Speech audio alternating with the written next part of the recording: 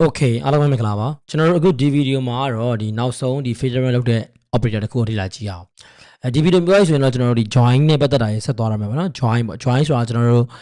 table ကိုကျွန်တော်အချင်းချင်းဒါသူတို့နှစ်ခုကိုချိတ်ပြီးတော့ကျွန်တော်လိုချင်တဲ့ information တွေကိုထုတ်ကြည့်တဲ့နည်းစနစ်တစ်ခုပေါ့နော် theory ရောကျွန်တော် practical ရောပါလိမ့်မယ်နောက်ထပ်ဗီဒီယိုတွေမှာဆိုရင်တော့ကျွန်တော်အဲ့ဒီဘိုင်းကိုဆက်ပြီးတော့သွားပါမယ်ကျွန်တော်အခုဒီဗီဒီယိုမှာတော့ကျွန်တော်တို့ကဒီနောက်ဆုံး operator တစ်ခုဖြစ်တဲ့ဒီ is null နဲ့ null ပေါ့နော်အဲ့ဒါလေးကိုကျွန်တော်လည်းဆွေးနွေးကြည့်အောင် okay ကျွန်တော်အဲ့တော့ database ကိုကျွန်တော်အရင်ကျွန်တော် server ကိုကျွန်တော်ဖွင့်လိုက်မယ် okay ပြီးရင်ကျွန်တော် LVMS မှာကျွန်တော် right click ထောက်ပြီးရင်ကျွန်တော်ဒီမှာquery to ခေါ်မယ်ဟုတ်ပြီအဲ့တော့ကျွန်တော်ဒီနေ့လေ့လာမယ့်ဟာကျွန်တော်တို့ဗာလဲဆိုလို့ရှိရင်တော့ is null နဲ့ is not null ပေါ့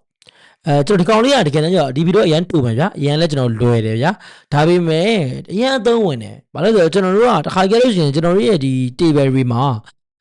တစ်ခါတလေမဟုတ်ဗျတော်တော်များများကျွန်တော်တို့ကြုံရတယ်ပေါ့နော်တချို့ table တွေမှာကျွန်တော်တို့က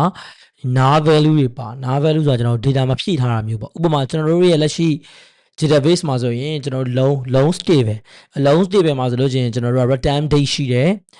ပြီးရင်ကျွန်တော် due date ရှိတယ်ပြီးရင်ကျွန်တော်တို့က long date ရှိရပေါ့နော်ငါးဝါးတဲ့ရက်နဲ့သူကပြန်လာပေးတဲ့ရက်ပေါ့နော်ပြန်လာပေးတဲ့ရက်ကကျွန်တော်ပြန်လာမပေးသေးဘူးဆိုရင်မထည့်သေးဘူးပေါ့အဲ့ဒါဆိုကျွန်တော်တို့အဲ့နေရာမှာကျွန်တော်တို့ကနားဖြစ်နေတယ်ပေါ့အဲ့လိုမျိုးကျွန်တော် data တွေရှိပါတယ်အဲ့တော့ဒီမှာ book copy တွေမှာဆိုလို့ရှိရင်ကျွန်တော် return date ကနားဖြစ်နေတာမျိုးပြီး member တွေမှာဆိုလို့ရှိရင်ကျွန်တော်တချို့ member တွေမှာ email မထည့်ထားမိတာမျိုးပြီး book တွေမှာဆိုရင်တချို့ book တွေက description မှာနားဖြစ်နေတာမျိုးစသဖြင့်ကျွန်တော်တို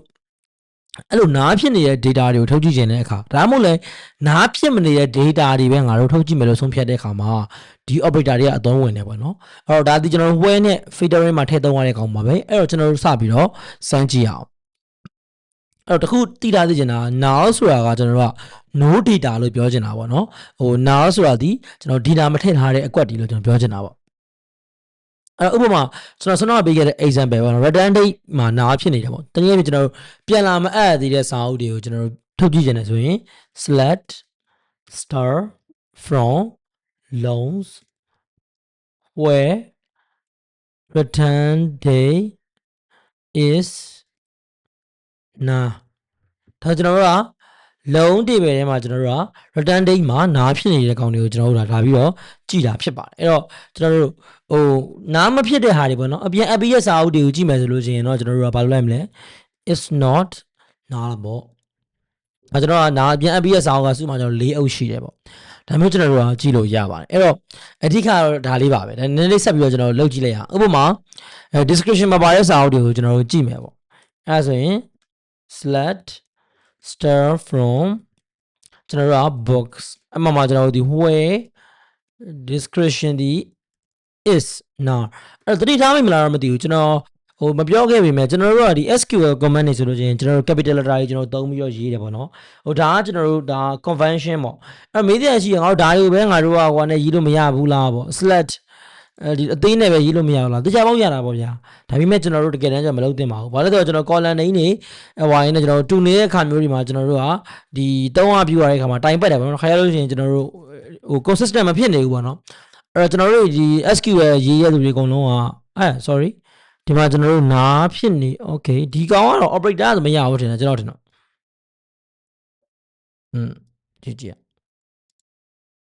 ်ကျွန်တော်တို့သူဒီမှာdescription sorry မရရတော့မရှိဘူးရတယ်ကျွန်တော် description မှာနားဖြစ်နေတဲ့ကောင်မရှိတာဖြစ်လိမ့်မယ် it's not နားတွေပဲကျွန်တော်ထုတ်ကြည့်လိုက်အောင်ဟုတ်တယ်နော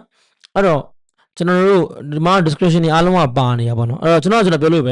ကျွန်တော်အကြီးရနေကျွန်တော်ဘာလို့ရေးလဲဆိုတော့ကျွန်တော်တို့ကဒီ column တွေနေပါနေကျွန်တော်တို့သွားပြီးတော့ရောနေမှာဖြစ်တဲ့ကြောင့်မို့ကျွန်တော်တို့ကဒီ SQL command တွေလို့ချင်းအမြဲတမ်းကျွန်တော်တို့အကြီးနဲ့ပဲရေးပါတယ်ဒါကတော့တခါတည်းအခုဆိုရင်တော့တော်တော်များလဲရိပ်မိနေလာပြီပေါ့နော်ကျွန်တော်အကြီးနဲ့ရေးတယ်ဆိုတော့ okay အဲ့တော့ is now နဲ့ is not now ဒီလောက်ပါပဲတကယ်တမ်းကတော့ကျွန်တော်ထွေထွေတူတူကဘာမှမရှိပါဘူးဥပမာထားပါတော့ကျွန်တော်တို့ email မထည့်ထားတဲ့ email မထည့်ထားတဲ့ member တွေပေါ့ကျွန်တော်ရဲ့ database table ထဲမှာ email မထည့်ထားတဲ့ member တွေမရှိတော့ဘူးထင်တယ်from members where email is not ဖြစ်နေတဲ့ကောင်တွေပေါ့အဲ့တော့ဒါတွေအရင်အသုံးဝင်တယ်ကျွန်တော်တို့ဒါသူမှမရှိဘူးကျွန်တော် data ထဲမှာတော့အဓိက return မှာပဲရှိမှတင်တယ်ကျွန်တော်တော့မရှိဘူးပေါ့နော် okay ဒါဆိုရင်ကျွန်တော်နားမဖြစ်တဲ့ data ရေးကြည့်ရဆိုရင်ကျွန်တော် user ရောက်20ရှိရ okay ဒါဆိုရင်တော့ကျွန်တော်တို့ဒီဗီဒီယိုဟာဒီလောက်ပါပဲနောက်တဲ့ဗီဒီယိုမှာတော့ကျွန်တော်တို့ဒါဘာလုပ်မလဲဆိုရင်ဒီ join နဲ့ပတ်သက်တာတွေဆက်လေ့လာပါမယ် theory ဆက်ပြီးတော့ကျွန်တော်သွားကြပါမယ်အားလုံးကျေးဇူးတင်ပါတယ်